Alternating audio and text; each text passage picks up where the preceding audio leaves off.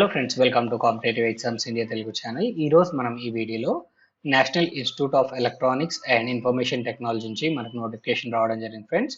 ఈ నోటిఫికేషన్ సంబంధించి complete details అనేవి అఫీషియల్ నోటిఫికేషన్ ద్వారా తెలుసుకుందాం రండి.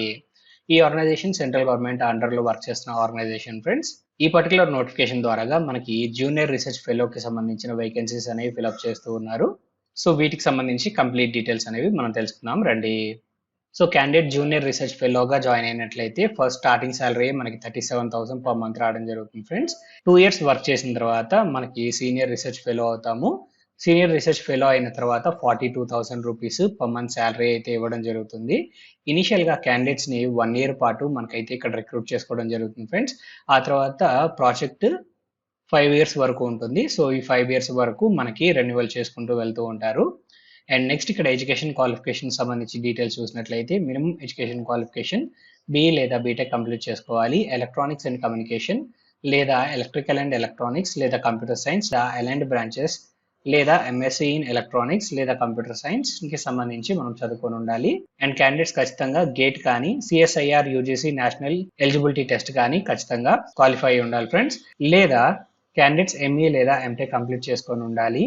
విఎల్ఎస్ఐలో కానీ మైక్రో ఎలక్ట్రానిక్స్లో కానీ సెమీ కండక్టర్ టెక్నాలజీ కానీ ఎంబెడెడ్ సిస్టమ్స్ కానీ కంప్యూటర్ సైన్స్ లేదా artificial intelligence and machine learning లేదా సిగ్నల్ ప్రాసెసింగ్ లేదా communication system and align branches నుంచి కంప్లీట్ చేసుకోవాల్సి ఉంటుంది.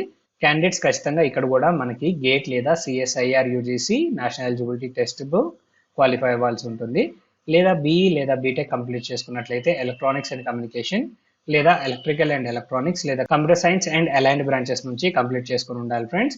ఇన్స్టిట్యూషన్స్ లేదా colleges accept admissions through IIT JEE mains friends. So IIT JEE mains ద్వారాగా ఏవైతే కాలేజెస్ లేదా ఇన్స్టిట్యూషన్స్ క్యాండిడేట్స్ ని ఇక్కడ జాయిన్ చేసుకుంటాయో బీఈ లేదా బీటెక్ కోర్సుల్లో ఆ కాలేజెస్ లో కంప్లీట్ చేసుకుని ఉండాలి.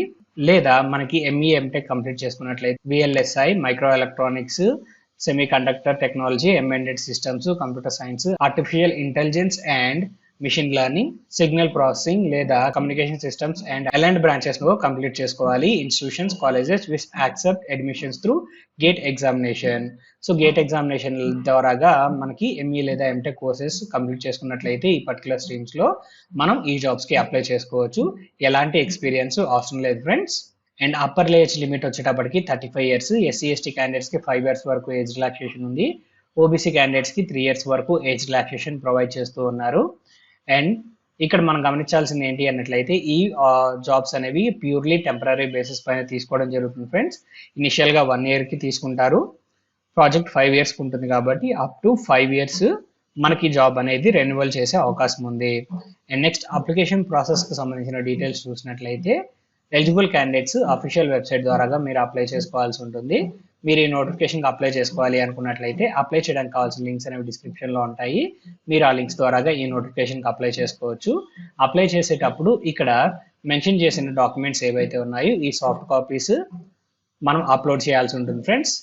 10th క్లాస్ ఇంటర్మీడియట్ అండ్ అలానే ఎడ్యుకేషన్ క్వాలిఫికేషన్ సంబంధించిన డాక్యుమెంట్స్ మన డేట్ ఆఫ్ బర్త్కి సంబంధించి డాక్యుమెంట్స్ అండ్ అలానే గేట్ ఎగ్జామినేషన్కి సంబంధించిన documents valid ID proofs scanned signature and అలానే రీసెంట్ పాస్పోర్ట్ సైజ్ ఫోటోగ్రాఫ్స్ అనేవి అప్లోడ్ చేయాల్సి ఉంటుంది.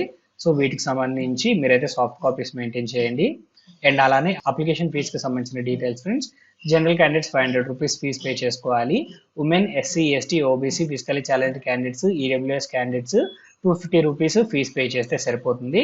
అండ్ ఇక్కడ మనం గుర్తుపెట్టుకోవాల్సింది ఏంటి అన్నట్లయితే క్యాండిడేట్స్కి ఖచ్చితంగా డిగ్రీ లేదా ప్రొఫెషనల్ డిగ్రీ అనేది చేతిలో ఉండాలి ఫ్రెండ్స్. ఐదర్ ఓడి కానీ లేదా ప్రొఫెషనల్ డిగ్రీ కానీ మనకు చేతిలో ఉండాలి. దట్ మీన్స్ మన ఎడ్యుకేషన్ క్వాలిఫికేషన్ కంప్లీట్ అయిపోయినట్లయితేనే మనము ఈ జాబ్స్కి అప్లై చేసుకోవచ్చు. So last date of application మనం చూసినట్లయితే ఈ అడ్వర్టైజ్మెంట్ రిలీజ్ అయిన దగ్గర నుంచి 30 days అని మనకి ఇక్కడ మెన్షన్ చేయడం జరిగింది friends. That means 31st of March 2024 లోపు మనము అఫీషియల్ వెబ్సైట్ ద్వారా మనం ఈ జాబ్స్కి అప్లై చేసుకోవాల్సి ఉంటుంది ఫ్రెండ్స్. సో మీరు ఈ జాబ్స్కి అప్లై చేసుకోవాలి అనుకున్నట్లయితే అప్లై చేయడానికి కావాల్సిన లింక్స్ డిస్క్రిప్షన్లో ఉంటాయి. మీరు ఆ లింక్స్ ద్వారా ఈ నోటిఫికేషన్కి అప్లై చేసుకోవచ్చు. ఈ పర్టికులర్ నోటిఫికేషన్ సంబంధించి కంప్లీట్ డీటెయిల్స్ అనేవి మీకు అందాయని ఆశిస్తున్నాం ఫ్రెండ్స్. ఈ వీడియో కనుక మీకు నచ్చినట్లయితే please like share and subscribe to our channel. Thank you.